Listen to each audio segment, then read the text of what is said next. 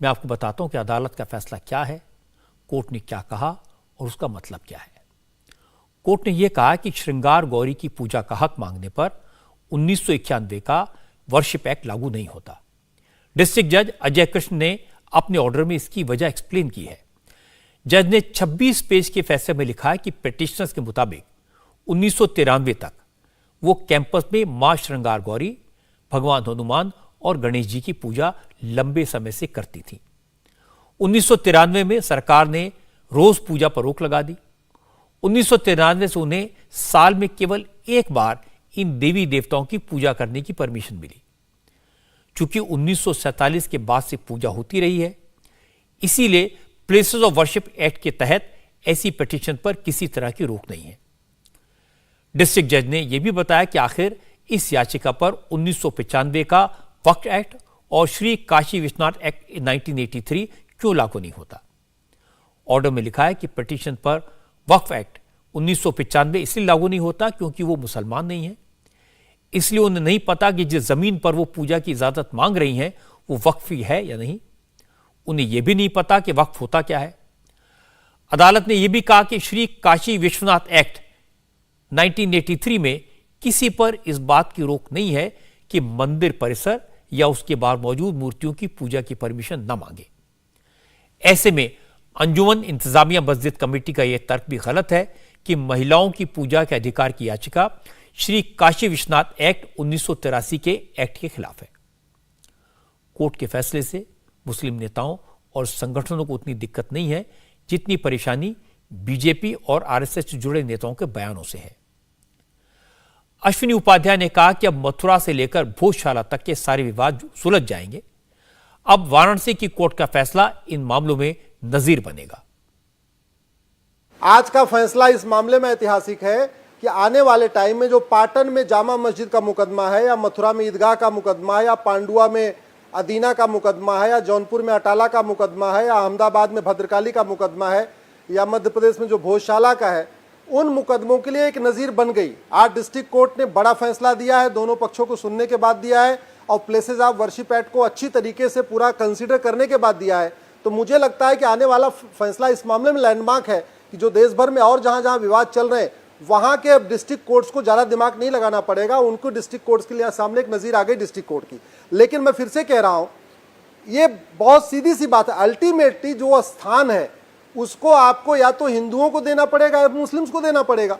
ऐसा तो नहीं हो सकता है ना कि वहां पे दिन में क्या बोलते हैं 2 बजे तक वहां पे भगवान शिव की पूजा होगी, श्रृंगार गौरी की पूजा होगी और 2 बजे के बाद वहां पे जुमा की नमाज होगी। ये तो नहीं हो सकता। या तो वो मंदिर है या तो मस्जिद है, दोनों तो नहीं हो सकता। इसलिए मैं कह रहा हूं उसका जो रिलीजियस कैरेक्टर टेस्ट होने में कहीं कोई दिक्कत नहीं है। किसी भी मंदिर का गुंबद बदलने से, मंदिर की दीवार तोड़ने से, मंदिर में नमाज पढ़ने से मंदिर का रिलीजियस कैरेक्टर चेंज नहीं होता। एक बार अगर प्राण प्रतिष्ठा हो गई तो वो मंदिर का मंदिर रहता है। मुझे लगता है कि आज वाराणसी की कोर्ट ने जो फैसला सुनाया उसको लेकर हिंदू और मुसलमान दोनों के नेताओं ने ओवर रिएक्ट किया। हिंदुओं ने ढोल नगाड़े बजाकर यह दिखाया जैसे उन्हें ज्ञानवापी मस्जिद में प्रवेश और पूजा की परमिशन मिल गई है। मुस्लिम नेताओं ने ऐसे रिएक्ट किया कि जैसे अब ज्ञानवापी मस्जिद को गिराकर वहां पर मंदिर बनाने का रास्ता साफ हो गया है। हालांकि फैसले में ऐसी कोई बात नहीं थी। तो भी हिंदू पक्ष ने हर हर महादेव के नारे लगाकर यह प्रचारित करने की कोशिश की कि आज के फैसले से भगवान विश्वनाथ के प्राचीन मंदिर का एक और रास्ता खुल जाएगा, जैसे ज्ञानवापी मस्जिद में शिवलिंग स्थापित हो जाएगा। मुस्लिम नेताओं ने इस मामले को ऐसे पेश किया जैसे आज के फैसले के बाद पूरे देश में हजारों मस्जिदें खतरे में पड़ जाएंगी और इसका रास्ता खुल गया है। इन दोनों पक्षों का इंटरप्रिटेशन ठीक नहीं है। आज तो सिर्फ इतना फैसला हुआ है कि वाराणसी की कोर्ट में इस मामले की सुनवाई होती रहेगी और मामला भी लिमिटेड है कि कुछ महिलाओं ने ज्ञानवापी मस्जिद के कैंपस में मां श्रृंगार गौरी की पूजा को फिर से रिवाइव करने की पिटीशन फाइल की थी। उन्होंने साल में एक बार देवी देवताओं की पूजा की परमिशन के लिए केस फाइल किया था। इसलिए इस मामले को लेकर इतना रिएक्शन ठीक नहीं है। सबको अदालत में केस चलने का, फाइनल फैसला आने का इंतजार करना चाहिए। हालांकि मुस्लिम नेताओं और संगठनों की दिक्कत दूसरी है। असल में उन्हें लगता है कि ज्ञानवापी के केस में फिलहाल मांग सिर्फ श्रृंगार गौरी की पूजा की थी, लेकिन अब यह मामला आगे तक जाएगा क्योंकि सर्वे हो चुका है। शिवलिंग पर विवाद हो रहा है। ज्ञानवापी परिसर में प्राचीन मंदिर के सबूत मिले हैं। स्वास्तिक, त्रिशूल, ओम, कमल, शंख, घंटे, घड़ियाल जैसे तमाम चिन्ह मिले हैं। इसलिए अब हिंदू समाज, हिंदू पक्ष पूरे परिसर पर दावा कर सकता है। कार्बन डेटिंग की मांग की जाएगी और यह चिंता गलत नहीं थी।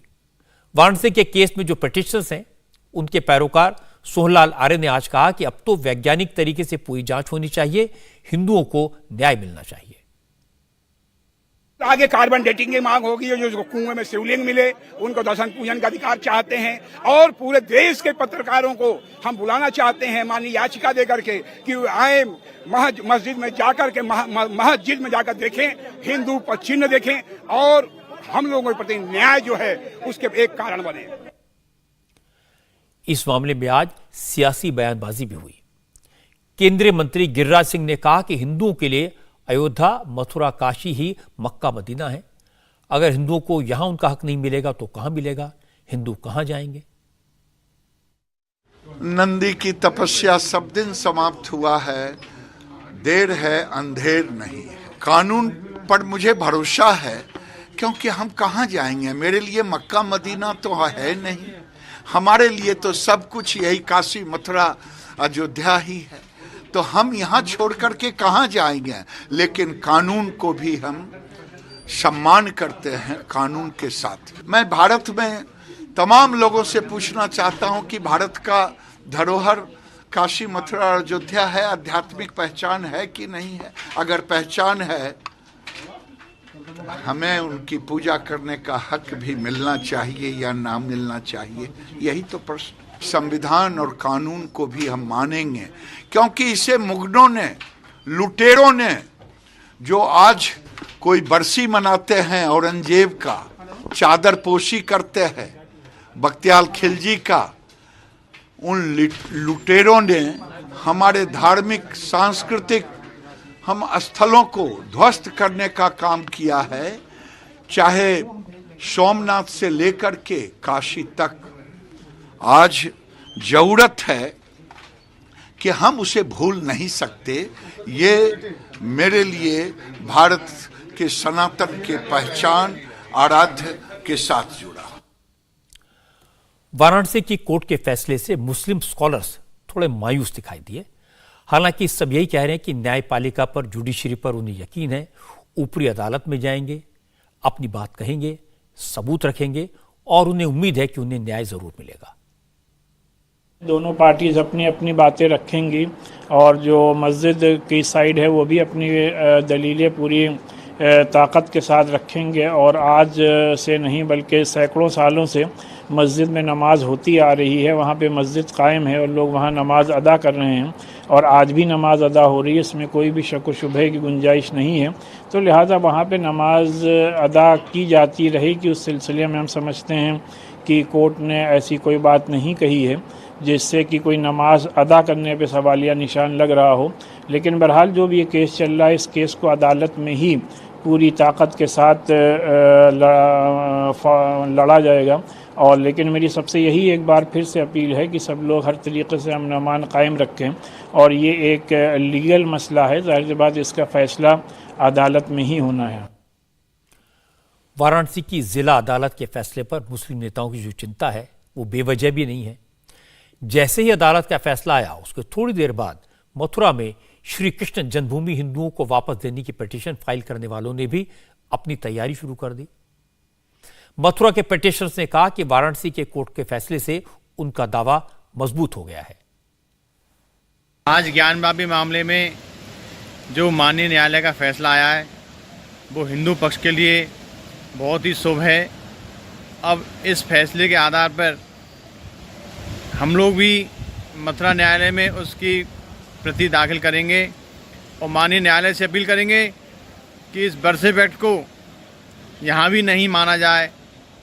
इस आज के जो फैसले से हिंदू भाइयों में बहुत ही खुशी का माहौल है और अब ज्ञानवापी की तरह मथुरा में भी भगवान कृष्ण का जो भव्य मंदिर बनेगा, यहाँ से ईदगाह हटेगी, उसका रास्ता सरल हो गया है। ऐतिहासिक निर्णय है आज जो आया है और हिंदू पक्षकारों के पक्ष में है। और हम पहले दिन से ये कहते रहे हैं कि वहाँ पर प्लेसेस ऑफ बर्थ एक्ट 1991 का कोई मतलब नहीं है, क्योंकि प्लेसेस ऑफ बर्थ एक्ट के 4A सेक्शन को देखेंगे तो उसमें साफ कहा गया है कि अगर किसी प्रॉपर्टी पे लिटिगेशन चले हो तो ये अप्लाई नहीं करेगा। आज का ये फैसला अभूतपूर्व है और मथुरा श्री कृष्ण जन्मभूमि पर भी ये प्लेसेस ऑफ बर्थ एक्ट 1991 का मामला अप्लाई ही नहीं करेगा। उसकी सर्टिफाइड कॉपी अभी हमने वहाँ से मंगा रहे हैं और कल हमारी तारीख है 16 तारीख को उसकी सर्टिफाइड कॉपी हम कोर्ट में दाखिल करेंगे और कोर्ट को माननीय न्यायालय को सब तथ्यों से अवगत कराएंगे कि ऑलरेडी सेम कोर्ट ने बनारस में इसमें ऑर्डर पास कर दिया है और केस को मेंटेनेबल माना है, पोषणीय माना है। पिटिशनर्स क्या बयानबाजी करते हैं, नेता कैमरे के सामने क्या कहते हैं, इससे अदालतों की कार्रवाई पर, कोर्ट के फैसलों पर कोई फर्क नहीं पड़ता, क्योंकि कोर्ट तो तर्क पर चलता है, कानून पर चलता है। लेकिन मुझे लगता है कि आज कुछ बातें साफ साफ कह देनी चाहिए। अयोध्या में 500 साल तक संघर्ष चला, अदालत से मामला निपटा। काशी और मथुरा में भी मंदिरों को तोड़कर मस्जिद बनाई गई, इसमें तो कोई दो राय नहीं है और इसके लिए किसी तरह की जांच की जरूरत भी नहीं है। लेकिन यह भी सही है कि यह सिर्फ 3 मामले नहीं है, 3000 से ज्यादा ऐसी जगह हैं, 3000 से ज्यादा ऐसी मस्जिदें हैं जहां पहले मंदिर हुआ करते थे। अगर सारे मामले कोर्ट पहुंच जाएं, सारे विवादों में जांच होने लगे, तो बाकी तो और कोई कायम हो ही नहीं पाएगा। इसलिए एक बार बातचीत से मिल बैठकर रास्ता निकालकर इस तरह के मामलों को हमेशा हमेशा के लिए बंद करना चाहिए। इंडिया टीवी हर वक्त हर जगह डाउनलोड करने के लिए सर्च करें India TV news Google play store या ऐप स्टोर पर।